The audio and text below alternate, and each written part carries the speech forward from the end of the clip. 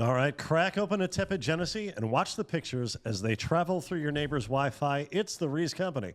I'm Steve Rees, the bull of American broadcasting, alongside the great Chris Morganti.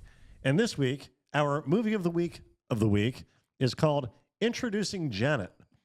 It's a short Canadian TV film that aired on the CBC in 1981. It stars a gal called Adah Glassbourg as the titular Janet. And this is her only IMDb credit, so I imagine she played the role perhaps as a favor to her brother Michael, who wrote the teleplay. Her co-star in this is a 19-year-old Jim Carrey. He plays a guy called Tony Maroney, and Tony is an aspiring stand-up comedian. After Jim Carrey became a global box office success, this film was released on video, retitled Rubberface. Yeah, see, I don't know how Jim Carrey, upon reaching fame, didn't purchase every copy of this and throw them straight into the incinerator, but he didn't, so let's take a look.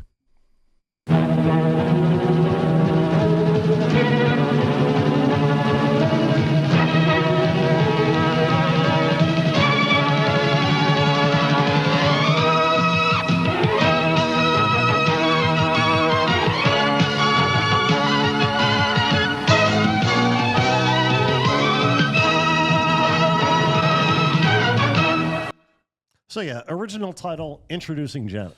Yeah. And here's where we're introduced to Janet. We're about to meet her as her mother drives her to school. And I had read the synopsis of this film before watching it, and Janet is meant to be a fat girl. Well, yeah. So let's strap in and get a load of this Argonauts linebacker on her way to school. Janet, don't you think one Danish would do? I couldn't decide between blueberry or cinnamon. You really could stand to lose a little weight. You know, I heard about this fabulous new exercise program called Dancerciser. It really sounds like fun. Not interested. Yeah. Okay, so Janet's not what I would call chubby. And to be fair, Chris, she's not what you would call chubby. Well, I'll withhold comment on that until we see the next scene. Okay. But we're all entitled to our opinions. Now, at this point, I'm watching it and I'm thinking, okay, maybe this is her mother's hang-up, Janet's quote-unquote weight. Because Janet's mother, she works in television, so perhaps she puts the same pressure on her daughter to have a certain body image. Well, yeah, that's kind of a key theme of the movie, actually. Yeah, but, yeah, that she puts on herself. That must be what it is. Any road, here we see Janet greeted by her schoolmates. It's the weekend, we're already here. Hey, hey, hey, it's the Big J! Ba-ba-ba-ba-doo! Hey, Big... Yeah, Steve, she's twice the size of those girls. Okay, yeah, she's a little bit taller, it seems. No, than her she's not peers. just taller, she's wider. It's not that big a difference. In high school, that was a big difference. Like, if you saw 40-year-old women that look like this would be nothing to even comment on. But in high school, that kind of weight difference was significant. And keep in mind, Steve, this was the 80s.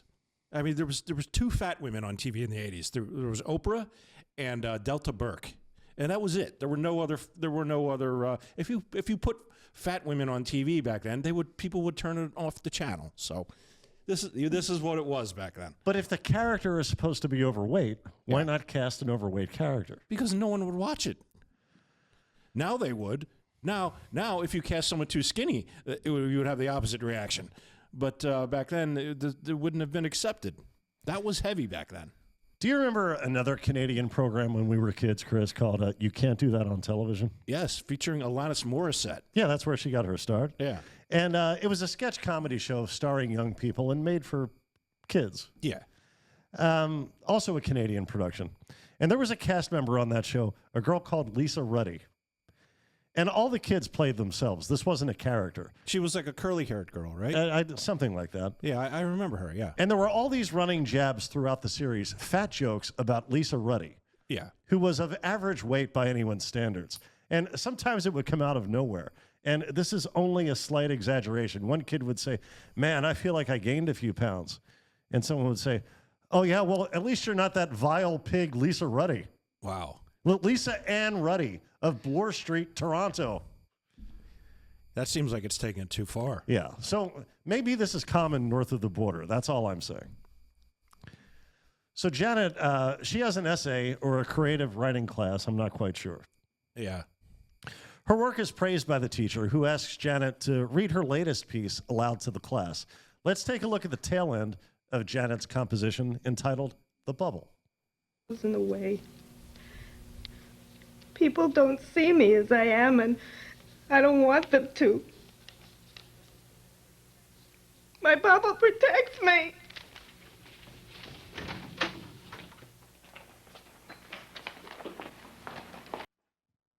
So the bubble refers to her, I guess, persona in life that she... Her protective shield that she wields against society. Yeah. I think. Yeah. Yeah. And there's a theme 'cause here that's all he's regarding gonna get. identity and self-worth. Janet feels as though she can't be her true self because no one would accept her if she was. Yeah. And we'll see a little more of that in action as we go. Yeah. But, I mean, that's a common thing in adolescence Yeah. or even early adulthood. Many people feel that way. Yeah. But it's on to Janet's next assignment, an essay on a self-chosen topic. So for research, Janet attends a stand-up comedy show. For some reason, the waiter makes himself comfortable at her table. Having another Battle of the Buffoons right here at Giggles. I think you're going to love that. So anyone out there who's done a 5-minute shtick on our stage and thinks they can take the abuse to handle 15 minutes, let me know after the show, okay? Or you can phone me. It's going to be my first step to stardom. The big winner, provided there is a big winner and not just a bunch of losers. You must be the guy who gets rid of the losers. The big winner is going to be the They're a featured bunch of act here at clowns, Giggles for a whole What are you week, writing there? all right? Now, if that's not incentive enough, Notes. Yeah, I'm right, what? it's either it isn't. Anyway, all right. What makes people laugh? Ladies and gentlemen, who's been to the zoo? Well, that's simple. What's funny makes people laugh. If something isn't funny, they're not going to laugh, right? Yeah, very simple. Listen, if you want to see people laugh, come back tomorrow night. I'm doing a 5-minute bit. She says the swings were See you tomorrow night? playing in Europe. Maybe. Swings. All right. Okay, ladies and gentlemen, let's just have a nice warm welcome for Donna Cher. So again, Jim Carrey is playing a guy called Tony Maroney. Yeah. He's a wannabe stand-up comedian, Sure. Yeah. as we said. Are we going to see the next scene? Yeah, some of it. Okay. And Janet does take him up on his invitation to check out Tony's big debut as a comedian. Now that I think about it, we're not going to see the next scene. Okay, because I'm glad because I had to fast forward through it. It was so uncomfortable to watch. It was what was it, Steve? It was some woman attempting to do the Wizard of Oz in 1 minute. Yes, Yeah. it takes like 3 or 4 minutes. 3 or 4 minutes that you will never get back if you watch this. It's so uncomfortable to watch. I don't understand. When I first saw that they were going into this comedy club, I thought, well, they probably went to, I don't know where it's filmed, Seattle, Vancouver, somewhere around there. Perhaps Vancouver, Toronto. Yeah. Maybe Medicine Hat. Not Seattle. Well, there's an actual Giggles in Seattle. That's the name of the club in here. So Okay. that made me think maybe. But I thought they would go in there, find a couple comics who had some promise, and say, "Hey, we'll put you in this movie. You do 1 minute of your material, boom, right?"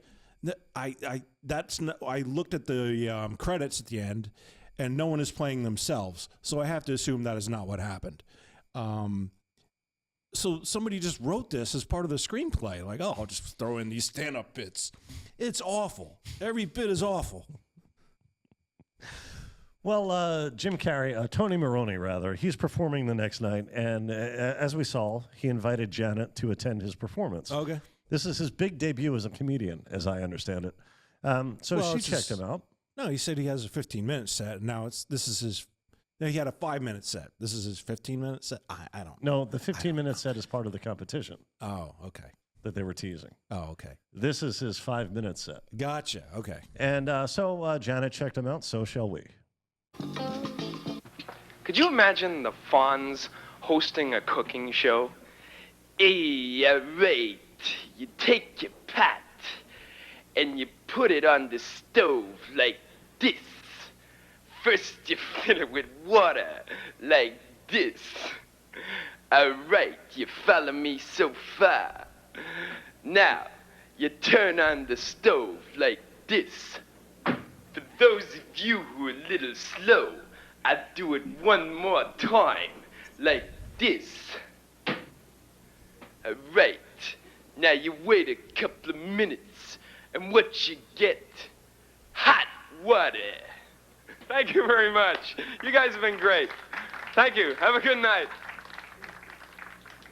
Tony Maroney, ladies and gentlemen. Yeah. Yeah. You know, I just right before we watched that, I just said how awful everything was. But now I got to throw myself under the bus here. I used to do a Fonz impression myself. Oh, yeah? As part of my stand-up act, yeah. And I also, like we'll see Jim Carrey do, I solicited the help of a lady friend of mine to make it better. And, first, can we hear the advice Janet gives? Let's hear her advice, and then we'll compare it to the advice that I got. Sure. Okay, let's take a look. I'm telling you, that is shaping up to be one great night. So what do you think? Listen, I was out, I noticed a lot of glasses on the table. No, tell me. I really want to know. I need feedback. I don't know. Come on. You can tell me. Tell me. Do that, but I was on my way to work this morning, and I saw some of the strangest things you have probably ever seen on the street. You could take These guys, the one or two things that are already pretty good they had pouches on their back and little envelopes in them. and work on them. Get it? They'd I mean, I thought his Fonz impression was decent, all right? Sure. Just needed a few jokes, you know. Well, the advice I got from a lady friend of mine was, she was actually a big Gilbert Gottfried fan at the time, and she just told me, well, just do it how Gilbert would do it, which I don't think that's the best advice if you're doing impressions, but I don't know. You folks can judge for yourself. Here's an old clip of me doing stand-up. Hello, I'm the Fonz. I'm the coolest guy in Milwaukee. I have an office in the men's room of a diner, and I live in someone else's garage. Somehow that makes me the coolest guy in Milwaukee.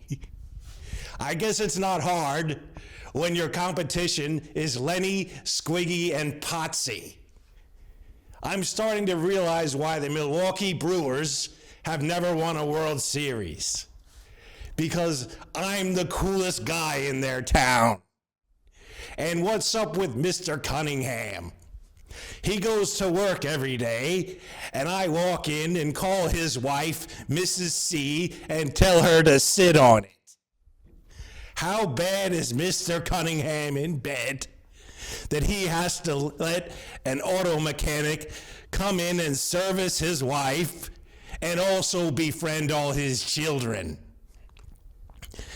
I guess that's why I'm the coolest guy in Milwaukee, and why the Milwaukee Brewers, year after year, display ineptness and the inability to put a good team on the field. Oh, well, Steve, that was a long time ago. Yeah. I never got any better, but that was a long time ago. Well, Tony Maroney's cooking with the Fonz bit. Let's face it. I believe that in a comedy club in 1981, that probably would have killed. It was probably already part of Jim Carrey's act, and that's how they knew he could do the Fonz. Is that what you think? I think he did a lot of impressions in his young career. Yeah. He wanted to be Rich Little. Oh, okay. Well, thank God he didn't. Right. My God. Right. Well, instead he ended up being, didn't he win an Oscar? He was nominated. He was nominated. Okay. Yeah. That this performance, the Fonz in the kitchen. Okay. This is still years before Evening at the Improv, when people could sit at home and see on basic cable all the mediocre hackery that was going on in the clubs. Yeah, they put on some pretty bad people. Yeah, some great people too. But true. Yeah. But no one would know how lame or trite that Fonz bit was. Right. They'd probably think it was quite novel, a live comedy audience. Sure. So I can imagine a crowd in that era, which is how you pronounce it, people, losing their minds over it. So Janet's post-show advice for Tony continues. My mother loves you, though. She does, really does. Get some new material. Sure. Yes, you know, How am I going to do that? I used to pick I up don't know. the streets and used to cruise, drive up and down the streets and up and down the streets and yell out, hey, hey, hey! Maybe you can help me. It was just a really dumb thing to say. Yeah. So the next week, Tony goes on stage talking about how dreamy Chachi is. That sounds like the advice Jim gives us.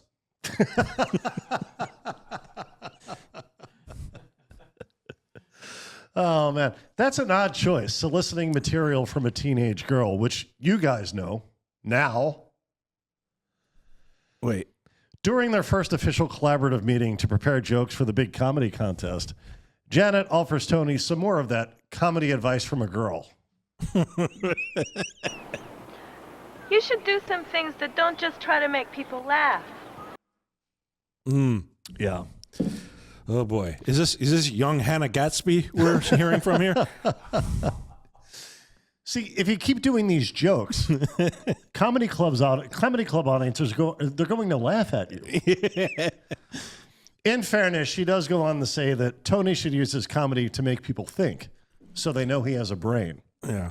Now, a day or so later, the pair have a little fun at a flea market stall. Ooh, hats! I love hats. Hats are a Maroney tradition. I need something that'll show my suave personality. What? Suave personality. Babuchka.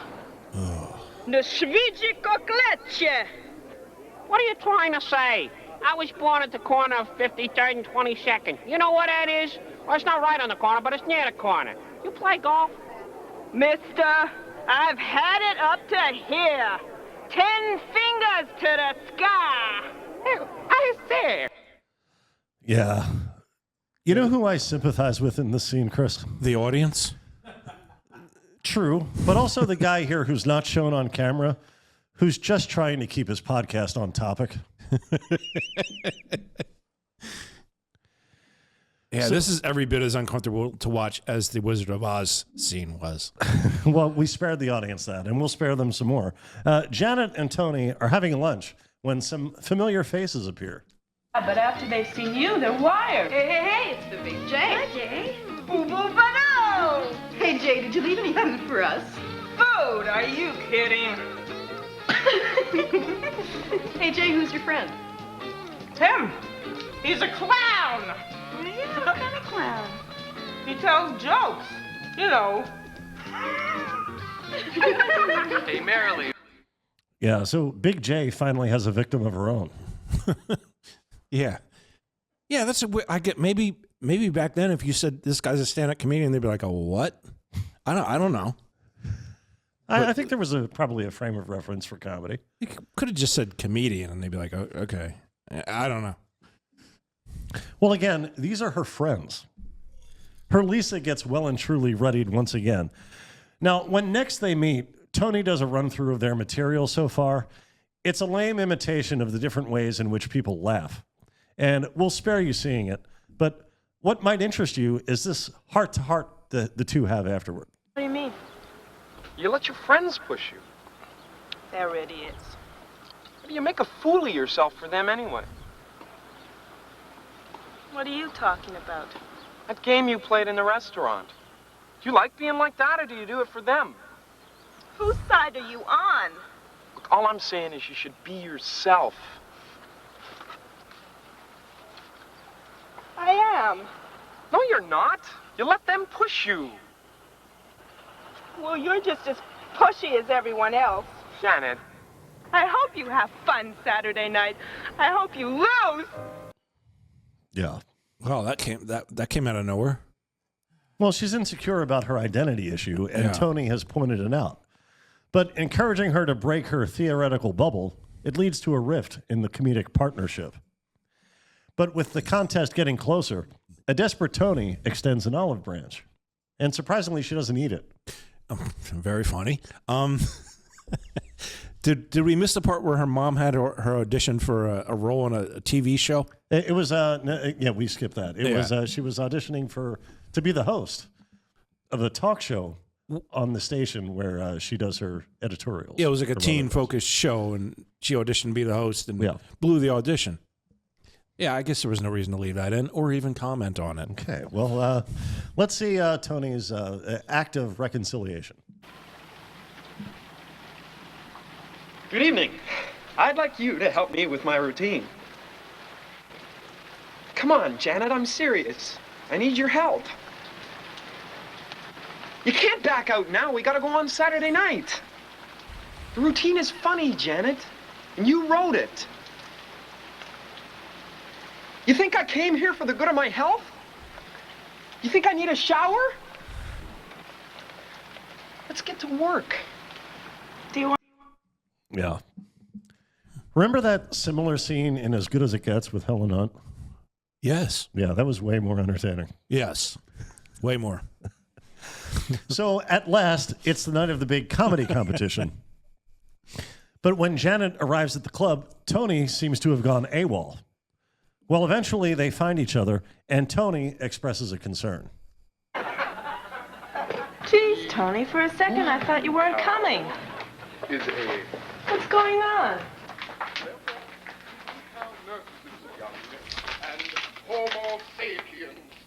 Tony, don't fool around. You've got to go on soon. I'm not kidding.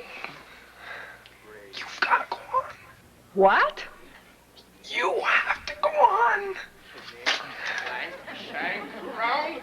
Forget it. Tony, I can't. I can't go up there with all those people.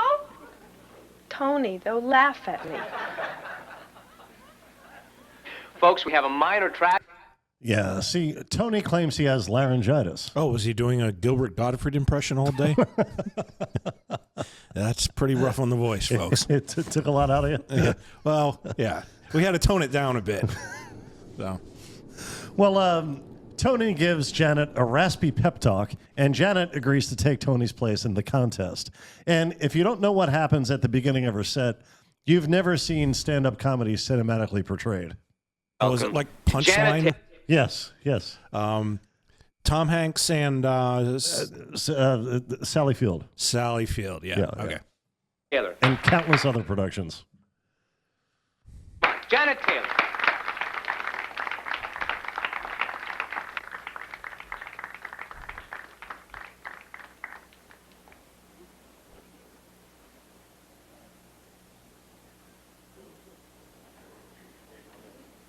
Show us your tits.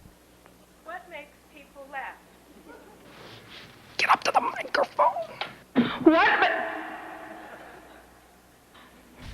Lift it up.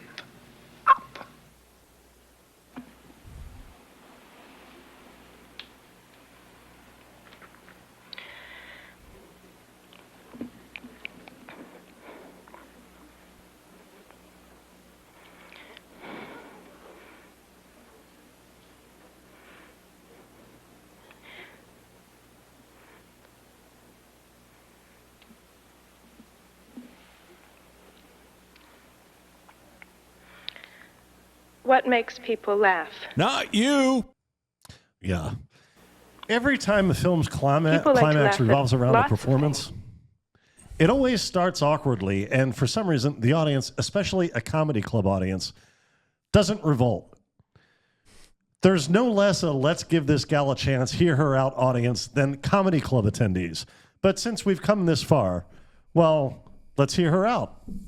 Or at least a little, at least a little of what she has to say. That would have been fine.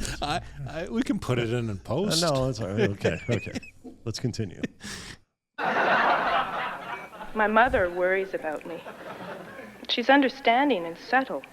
She says, Janet, you're going to be happy, successful, and involved. Right now!